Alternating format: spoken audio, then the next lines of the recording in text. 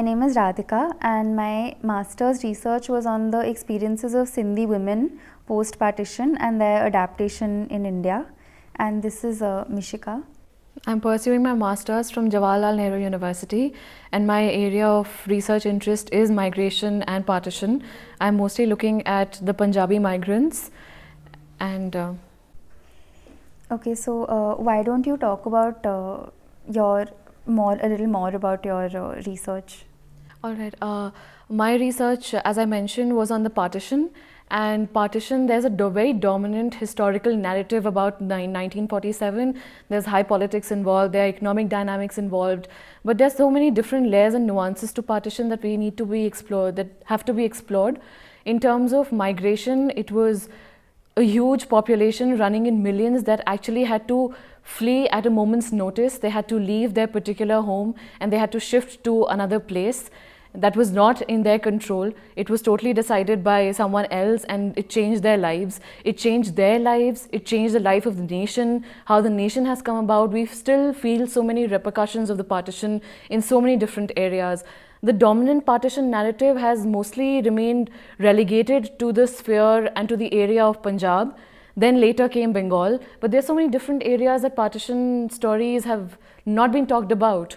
So I think your research is probably dealing with that? Yeah, so my research is actually on the Sindhi experience of partition, which was actually very different from the Punjabi experience, because before partition the Sindhi community was a business and trading community primarily, and they were also the wealthy minority in Sindh at the time. So before partition they already had established trade networks, they had a certain amount of capital that helped them migrate. But at the same time, I mean, they faced the same issues that, similar issues that Punjabis and probably Bengalis faced, because they too lost wealth. When they came here, they were perceived as the other. They were not Hindu enough, but they were not really Muslim. So I think culture and is something that we're both looking at in our research, like the cultural ramifications of partition. So maybe you can talk about a little bit about your. All right. The same goes with the Punjabi narrative as to how it has come about. The Punjabi population in Lahore and Peshawar and other areas in Pakistan, they were really wealthy and they had to leave everything there, and they had to come to this side of the border and start an absolutely new life. So the entire idea of charting down their life story. So I think one very important aspect when we try and deal with migration studies is to know about their life story. You cannot just talk about their movement from one place to another and what prompted it, but you have to build up a certain context. You have to know what happened before, what was the reason for their migration, what was the whole process of migration, what were the ramifications, repercussions, and then what do they face now. So it's like a whole long process. In terms of methodology, I think it's life histories that has helped me mostly. I am also working with this organization, the 1947 Partition Archive, where I go around recording people's life history about partition and what they actually had gone through. So it's just not the political dimension, the economic dimension, the sociological dimension, but it's also so much about the cultural and the psychological dimension as well. So that needs to be really charted out, and that the entire concept of life history has really done that. So migration is a process that is through life history. It's just not a singular process. There's so many ideas of migration and diasporas that we are discussing today in terms of what we are seeing in terms of what's happening in Syria. So that's the contemporary aspect of it. But since my training has been in history, I am seeing what happened in the past. So basically, I'm going 70 years back. To talk about, I think, the methodological problems that we mostly face about partition is that since this is an event that's almost been 70 years to it, the sample is the major problem. For example, like whom I interview, they're all 85 plus. So it's really difficult to get people from that particular age group. The way they have moved to different places, communities, their families are of they're at different places. So in terms of locational problem, yes, that exists. The age group, yes, that problem exists as well. And also there's certain ethical issues, I think, that have to be kept in mind when you want to chart someone's life history, when you to talk about their migration, because migration also, apart from being a very political event, it's a very personal event. So there have to be certain things that have to be kept in mind.